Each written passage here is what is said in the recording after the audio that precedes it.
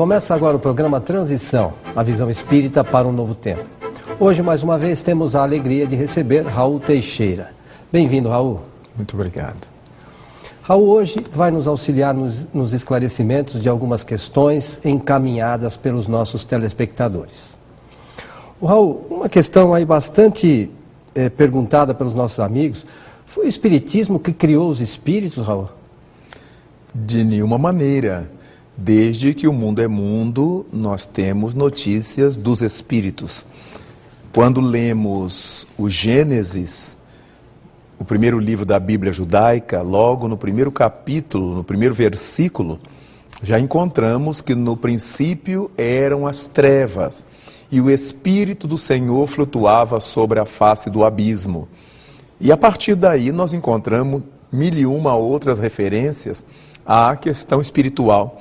Em todos os tempos, a criatura humana esteve às voltas com os espíritos, que são os seres humanos fora do corpo, a tal ponto que um mix de realidade e de imaginação criou a mitologia, os mitos, os deuses, que se comunicavam através dos seus instrumentos, seus veículos, que hoje nós chamaríamos seus médiuns. Nós temos os hindus, os indianos, sob a coordenação de Brahma, de Vishnu, de Shiva, que eram seus deuses, eram seus espíritos guias, e mais 1 milhar de outros deuses. No Egito, Ísis, Osíris e tantos outros. Nós temos na Grécia, em Roma, o panteão, os deuses, os campos elíseos com seus deuses. Naturalmente que a ideia de espíritos é tão antiga quanto é antiga a humanidade. De maneira nenhuma foi o espiritismo que criou essa ideia, ao contrário, foram os espíritos que criaram o espiritismo. E por essa razão é que, ao conhecer os ensinamentos trazidos pelos espíritos, é que Allan Kardec deu então o nome de espiritismo. Esse sufixo ismo quer dizer doutrina, conhecimento. Obviamente que a doutrina dos espíritos é porque ela veio dos espíritos, foram eles que nos trouxeram. Mas não o contrário, não foi o espiritismo que criou a ideia de espíritos, embora isso possa ser crido, acreditado por muitas pessoas. E, Raul, todas as crenças que se referem aos espíritos, elas são ligadas ao espiritismo? De nenhum modo. Como a ideia de espírito ela é tão antiga quanto a humanidade, como dissemos, há muitas doutrinas pelo mundo afora que evocam a presença dos espíritos, a atuação dos espíritos, sem que, para isso, elas sejam espiritismo. O espiritismo é a doutrina codificada, estruturada por Allan Kardec no século XIX, na metade do século XIX, mais propriamente 18 de abril de 1857, em Paris, quando foi publicado o Livro dos Espíritos. Aí teve começo a doutrina espírita, diferentemente dos fenômenos espíritas. Todos os fenômenos produzidos por espíritos em qualquer tempo são chamados fenômenos espíritas, porque são produzidos por espíritos. Mas a doutrina espírita não existe desde todo sempre. Essa estrutura organizada, essa estrutura literária, teórica sobre o mundo dos espíritos e a relação dos espíritos com o mundo corporal, isso ocorreu no século XIX com o trabalho notável de Allan Kardec. Existe alguma distinção entre espiritismo e umbanda? Existe, porque nada obstante ambas tratem com espíritos, a Umbanda é um culto afro-católico brasileiro. Nasceu no Brasil no século XVI, quando aqui chegaram, trazidos de África, os negros que cultuavam o seu candomblé. O culto aos seus orixás por meio das danças, dos cânticos, das cores, e Ao chegarem no Brasil, nas fazendas dos portugueses, encontrando-se com a crença católica, que era a crença original dos portugueses, eles não podiam trabalhar as suas crenças africanas. Então, a partir daí, nasce o que se convencionou chamar de sincretismo, porque os negros, tanto os negros nagô, na Bahia e arredores, quanto os malê que chegaram no Rio de Janeiro, desceram para Minas, São Paulo, eles passaram a associar os seus orixás africanos às imagens católicas da Igreja Católica, às imagens dos altares. E dessa maneira é que se convencionou entre eles que determinados santos do altar católico corresponderiam aos seus orixás africanos. Dessa maneira, eles, de certo modo, burlavam a vigilância dos senhores, que acreditavam que eles estivessem cultuando o altar católico, os santos católicos, porque eles punham nas senzalas o altar, eles iam às igrejas e faziam os salamaleques à frente dos altares, imitando os seus senhores. Mas eles continuavam mantendo, alimentando as suas crenças africanas nos velhos orixás. E as comunicações desses espíritos ligados, vamos dizer, mais propriamente à Umbanda, também se dão em centros espíritas, Raul? Podem dar-se.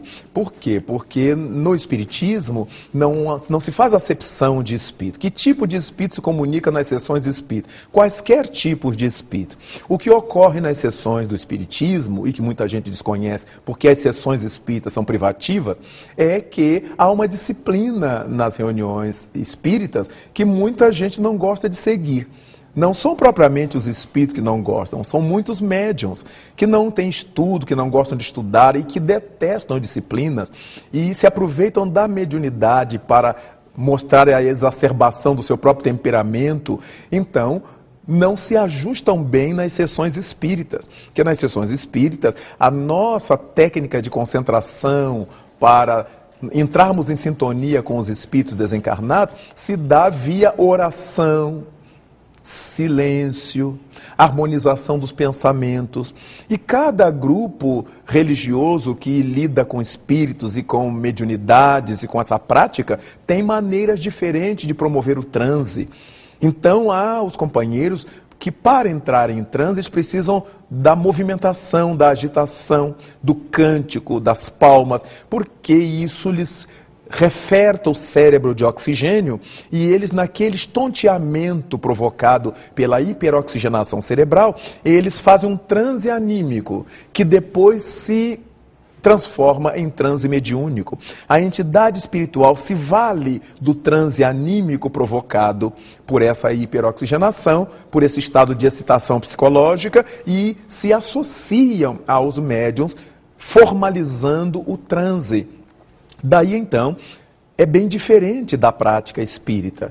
Não precisamos dizer que, uma vez que no Brasil a Umbanda teve começo no século XVI, o espiritismo só apareceu no século XIX em Paris.